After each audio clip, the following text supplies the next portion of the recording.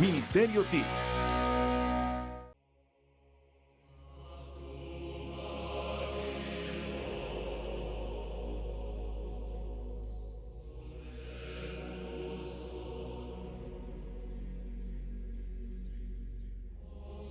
Mis grandes decisiones en todo el aspecto de la vida se toman aquí.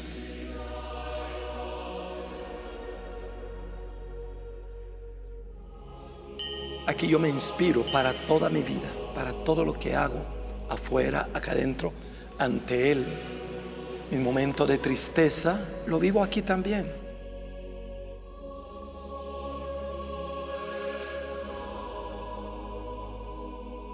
Sin lugar a duda, el Padre que ustedes ven, que va, que viene, que sube, que baja, nace aquí. Aquí está su corazón.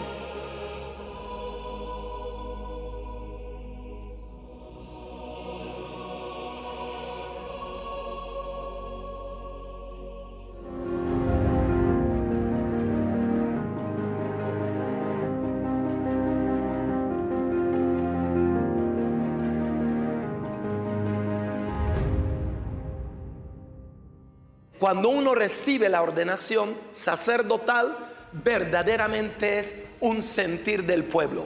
Yo me acuerdo, 1994, la comunidad católica de la isla, de manera especial, los católicos de San Luis Zombey. Todos sentían que era un logro de ellos. Era como una meta soñada, primero por mí y luego por toda la gente. Y todos sentíamos, lo hemos logrado. Pero también sentimiento de angustia. ¿En qué sentido angustia? La dimensión del ministerio, y cada uno conoce su debilidad. Es donde uno dice, wow, esto es demasiado para mí. ¿Será que lo voy a lograr? ¿Será que voy a mantenerme fiel a esto? Porque uno siempre se da cuenta que el sacerdocio es más grande que las aspiraciones, las fuerzas del ser humano. Porque cuando tú estás en este lugar, desde donde predicamos la palabra, hay una especie de revestimiento de autoridad. Luego, ¿qué siento? La autoridad para transmitir una buena noticia. El gozo de estar comunicándole a las personas algo que quieren, que necesitan y a veces ni siquiera saben. ¿Qué más siente uno? Ser un instrumento. Yo siento que en ese momento, cuando yo estoy predicando, Dios a través mío está ministrando el corazón del pueblo, y este sentimiento es gratificante.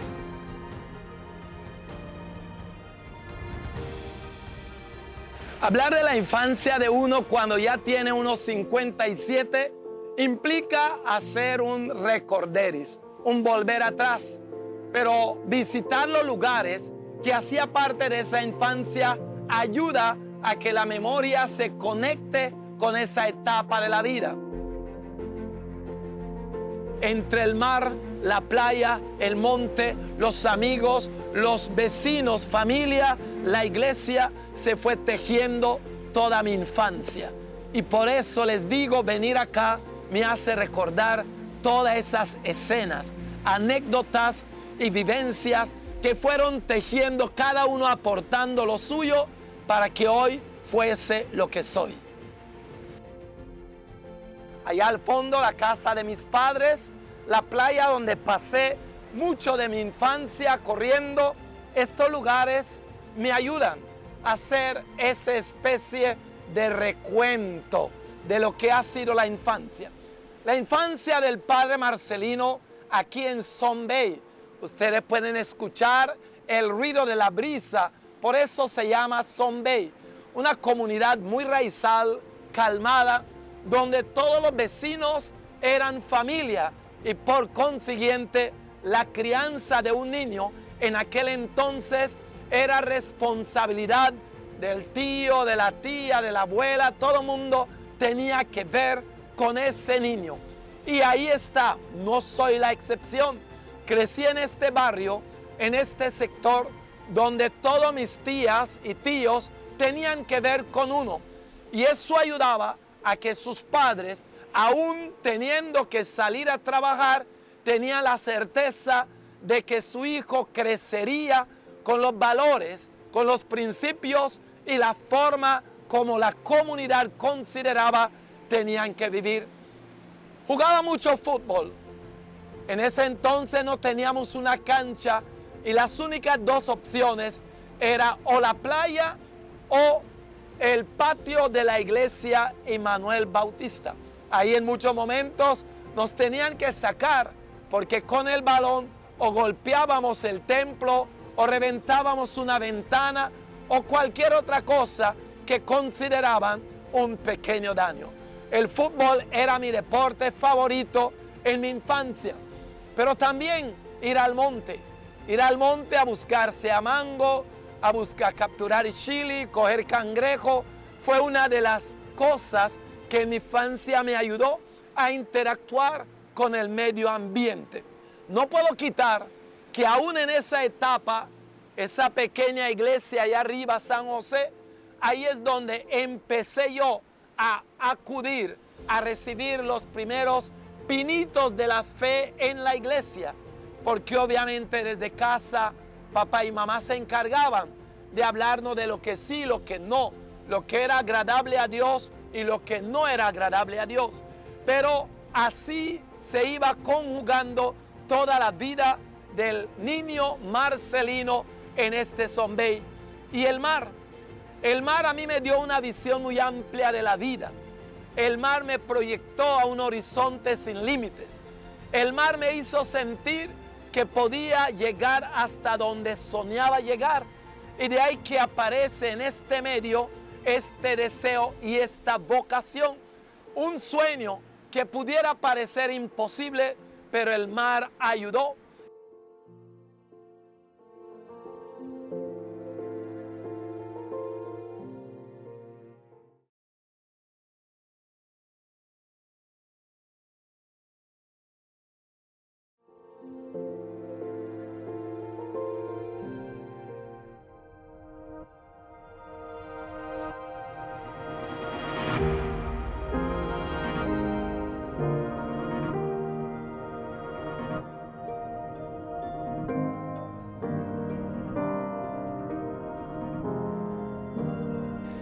En el año 1980, yo era un muchachito de tal vez 10 años. 10 años en el colegio bolivariano, antes en la escuela El Rancho. Ahí llegó un sacerdote, Monseñor, hoy Monseñor José Archibald. Fue docente mío durante mucho tiempo, en quinto de primaria puedo recordar. En las clases dictando religión, y el padre José se dio cuenta que este muchachito tenía algo. Me acuerdo muchas veces, en aquel entonces dictaban clases escribiendo con tiza en el tablero, y el padre José, que tenía una letra no tan visible ni legible, me pidió a mí, cada vez que él dictaba la clase, yo era quien escribía en el tablero. Todos los muchachos en aquel entonces, el maestro de ceremonia leía el nombre de la persona y decía qué pretende o qué quiere estudiar. A mí nunca se me olvida este momento. Marcelino Hudson Reed, su deseo, estudiar para ser sacerdote. Imagínense, en aquel entonces, 1985, esto era novedoso. Tú escuchabas medicina, en el caso del doctor Richard Palacio, compañero. Tú escuchabas ingeniero civil, ingeniero de sistema, el compañero y amigo Jairo Rodríguez. Tú escuchabas derecho, Starling Greenard. Y así, hasta era normal escuchar, yo quiero ser pastor. Yo no me acuerdo que ninguno había dicho eso. Pero cuando dijeron Marcelino Hudson quiere ser sacerdote, ni yo sabía qué era eso. Pero bueno, 1985. Yo parto al seminario en el 86, tenía 17 años.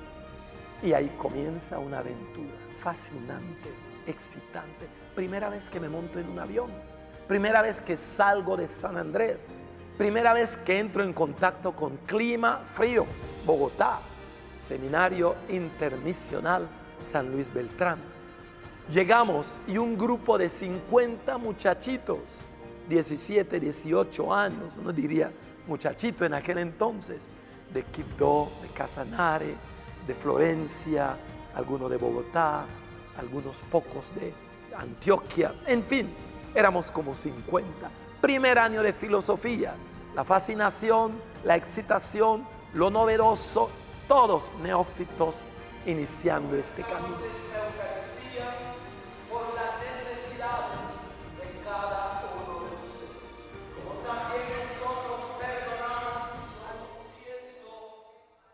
Desde que estábamos en el colegio, eso era, cuando nosotros no sabíamos que íbamos a estudiar todavía, por lo menos él sí lo tenía claro, ¿sí?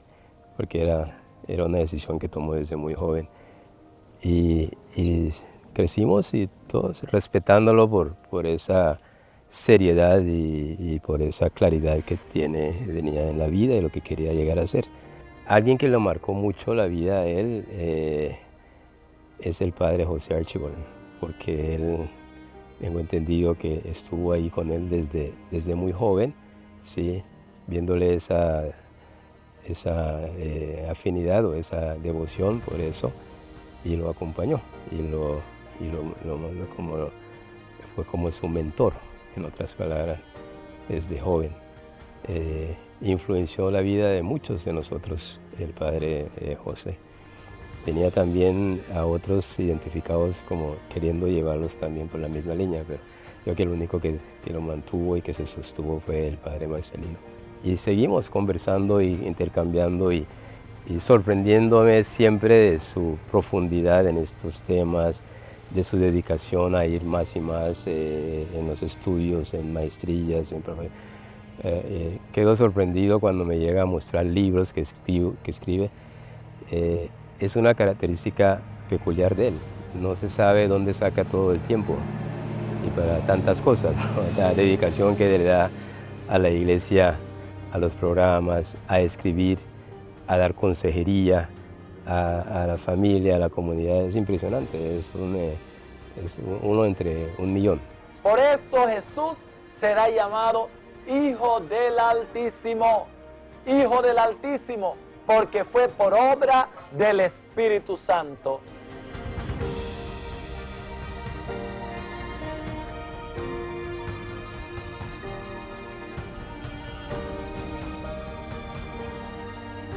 Él tomó una decisión en ese momento, no me acuerdo exactamente la historia, sino que habló con el padre José, ya todo estaba hablado, no le había dicho nada a mi papá.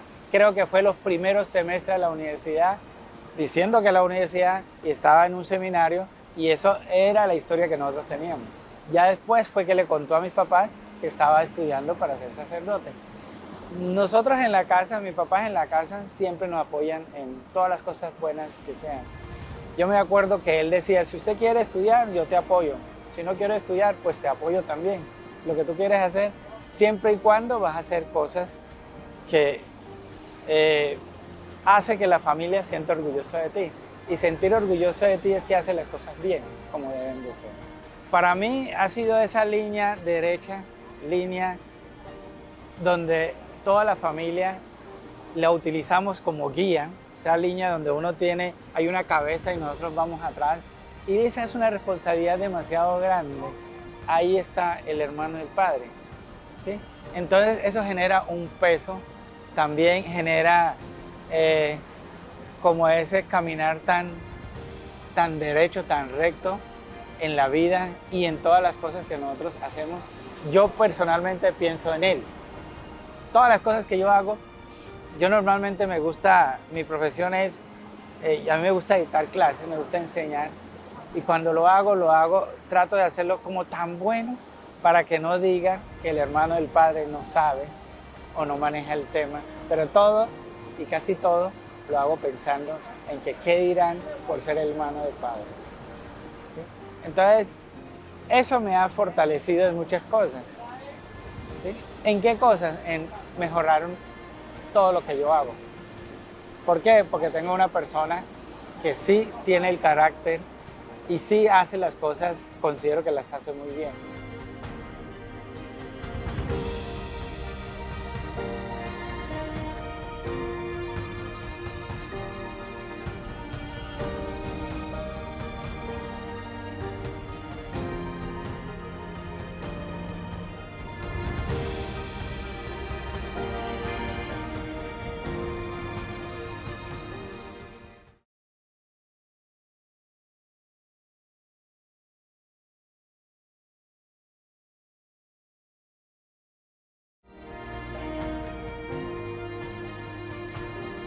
Ciertamente a muchas personas, al tocar sus vidas, al ser un referente para muchas personas, ellos dirán de dónde, cómo, cuál es su fuerza, de dónde saca su inspiración en este lugar. Yo me puedo recordar cuando estaba en Roma, yo viví uno de los momentos cambiantes en mi ministerio sacerdotal. Yo estaba dudando de ir a estudiar a Roma porque en esos mismos años a mi mamá le dio una trombosis. Y yo no quería estar en Roma, tener a mi mamá en una silla de rueda acá, con la posibilidad de cualquier cosa, y yo estar lejos. Entonces al inicio yo no quería viajar, no quería ir a estudiar 4 años.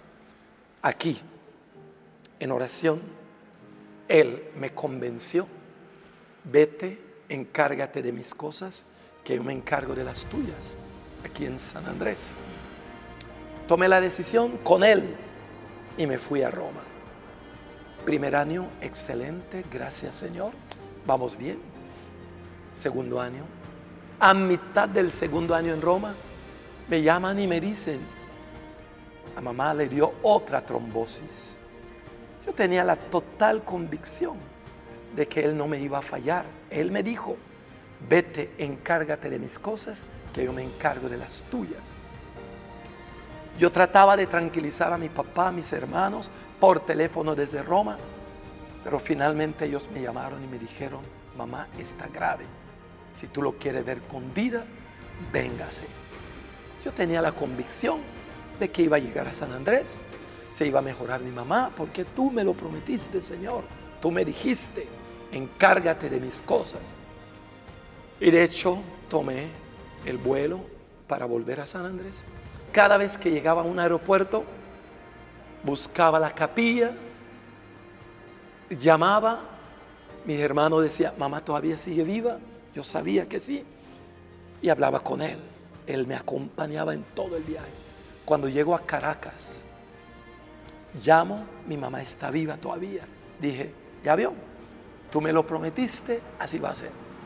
Mi viaje sale Caracas a Bogotá, y cuando llego a Bogotá llamo, estando ya en Colombia, mi hermana contesta y me dice: mamá ya murió, mamá ya murió.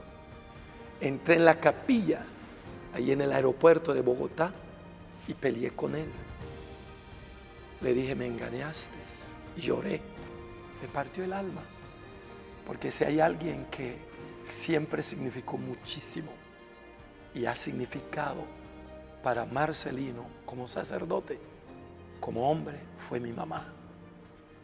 Lloré allí en el aeropuerto, no podía entender, se me vino abajo todo, porque Él es mi gran confidente. Él me convenció: tú me dijiste que fuese a Roma, que yo me encargara de tus asuntos, y tú te ibas a encargar de mis asuntos, mi mamá, y me fallaste. Para mí, me fallaste en aquel entonces. Llegué a San Andrés con el alma hecho pedazos. Llegué con la crisis de fe. Celebré el funeral. Como era el sacerdote, tenía que confortar a mis hermanos. Mi papá, yo estaba hecho pedazos. Quedé un mes, volví a Roma. Volví a Roma, no sé ni por qué, porque ya estaba decepcionado de mi sacerdocio, de mi fe, de mi vida. Aquel a quien he confiado todo me había decepcionado. Dios, me fallaste, mi mamá se murió. Lloré, pero lloré como ustedes no imaginan. Cuando llego a Roma, viví, yo creo que la experiencia más dura en toda mi vida sacerdotal. Empezó la crisis de fe. Llamé al obispo en aquel entonces, Monseñor Ulises, y le dije que yo me voy a retirar. Yo ya tenía como 10 años de sacerdocio. Me retiro porque Dios no es real. Dios es un invento. Dios no es Dios. La crisis de fe. Me acuerdo casi 3 meses después, ahí en mi cuarto, vine de la universidad y estaba acostado en la cama. Tenía yo unos 35 años.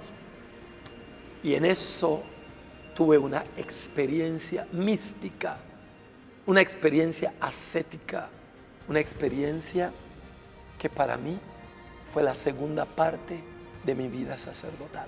Estaba yo acostado en la cama, 3 de la tarde, y yo vi con estos ojos, entrar por la ventana de mi cuarto allá en Roma, la imagen, la persona, porque fue real, de la Virgen María, flotando en el aire, al pie de mi cama. Yo estaba así acostado, y me dijo, y lo escuché con estos oídos: no te bajes de la cruz, que yo estoy contigo. Yo no lo podía entender. No te bajes de la cruz, yo estoy contigo. 2007, empecé a llorar. Me di cuenta de que Dios es real. Me di cuenta de que Dios no me falló. Hizo un cambio. Él llevó a mi madre y me dejó la suya. Y desde ese día, 2007, cada vez que yo paso por noches oscuras de cualquier índole, vuelve esa frase a mi oído: Marcelino, no te bajes de la cruz, que yo estoy contigo.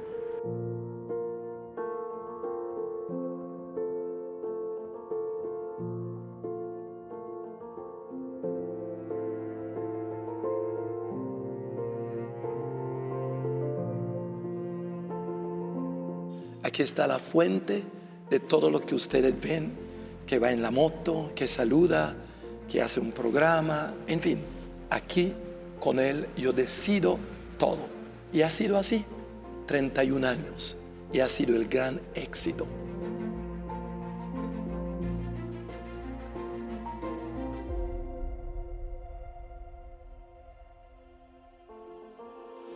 Yo quisiera en este momento decirle a todas las personas que me han considerado un ícono, un ejemplo, un modelo para sus vidas: soy lo que soy para ustedes, ustedes en mí tendrán sacerdote para siempre, para siempre.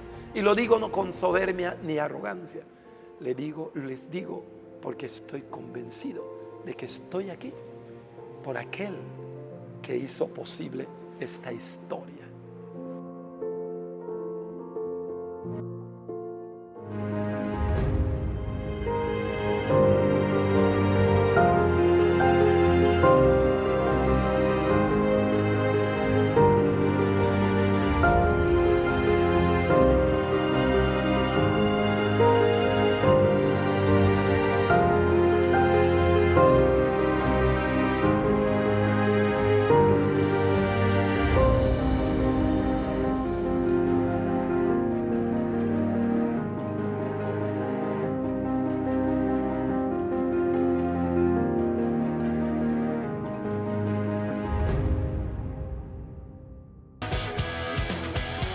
Ministerio TIC,